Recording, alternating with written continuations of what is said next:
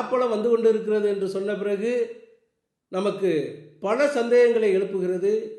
வந்து கொண்டு இருக்கிறது என்றால் நீங்கள்லாம் எங்கே சென்று கொண்டு இருக்கிறீர்கள்? அந்த பலாப்பழம் எவ்வளவு தூரத்தில் வந்து கொண்டு இருக்கிறது?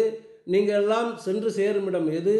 அது நல்ல இடமா? இந்த மக்களுக்கு முதலில் நன்மை தருமா என்றெல்லாம் சிந்திக்க வேண்டும். ஆகவே அண்ணன் சீமானவர்களும் அண்ணன் சீமானவர்களோடு பயணிப்பவர்களும் இந்த நேரத்தில் மிக கவனமாக இருக்க வேண்டும். அரசியல் ரீதியாக எந்த முடிவையும் எடுக்க அவரவருக்கு உரிமை உள்ளது, அதில் நாம் கருத்து சொல்லவில்லை. ஆனால் நாம் எடுக்கின்ற முடிவு நம்முடைய கட்சிக்கும் நம்மை நம்பியிருப்பவர்களுக்கும் இந்த மக்களுக்கும் நன்மை பயப்பதாக இருக்க வேண்டும்.